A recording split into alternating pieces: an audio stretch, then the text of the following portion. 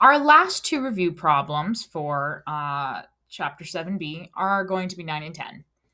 So let's start with number 9. You'll notice I've already set up an X and a box for this because it's got 3 terms. My A is certainly not 1, and so we're going to have to use both of those to factor this because we're going to have to factor it to solve it.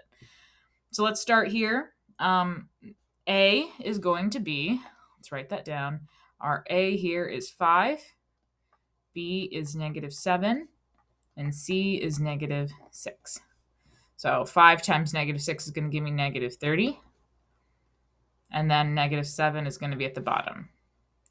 Let's quick list our factors of 30. So that's 1 times 30, 2 times 15, I skipped one, 3 times 10, and 5 times 6.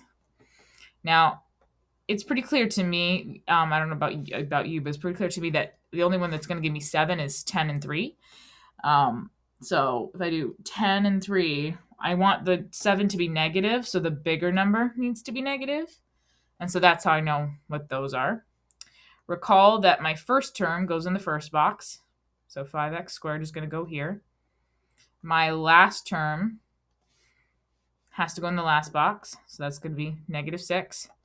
And then from my magic X, my 2 numbers right here are going to be my X's that I pull there. So that's going to be -10x and 3x. Our final step is to factor, and this one's a little bit trickier. And so I would actually start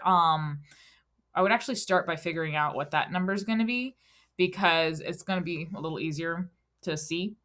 I know that the only number that divides evenly into 3 and 6, the greatest common factor here, is going to be 3. Okay. And I know I have to multiply that by x to get 3x. Now, what would I have to multiply 3 by to get -6? Well, 2 times 3 is 6, so -2 times 3 would give me -6. And now you should probably start to see that we're almost there. Now I would say, okay, what do I have to multiply this x by to get 5x squared? Well, that would just be 5x.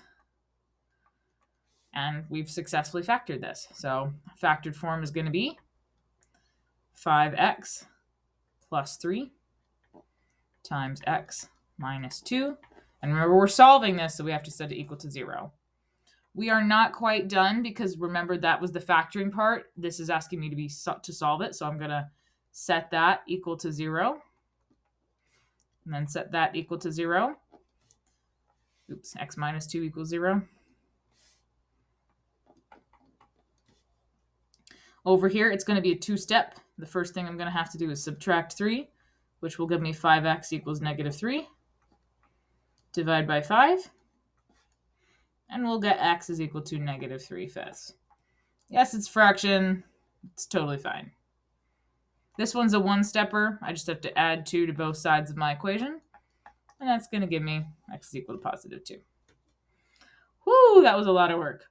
But we did make it. Fortunately, the last problem, so number 10, is a little bit shorter once we get the first step out of the way. Notice how I have like this 18 floating on the other side, and for every other problem, they've been set equal to 0. That's because the other problems have already been written in standard form. So before I can do anything else, I have to move that 18 over because I need my equation to be in standard form.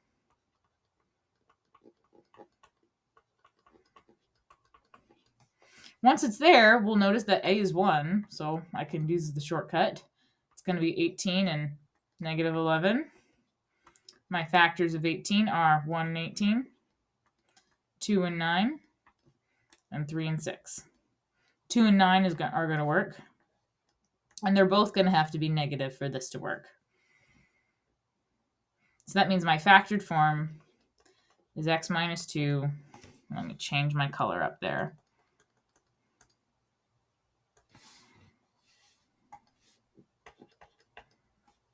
Coming right from here, it's going to be x minus 2 times x minus 9 is equal to 0. We set the parts, equals 0.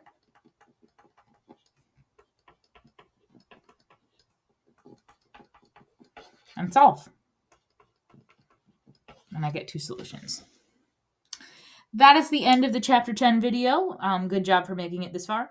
If you are still struggling, go back and watch the lesson videos for Chapter 7b.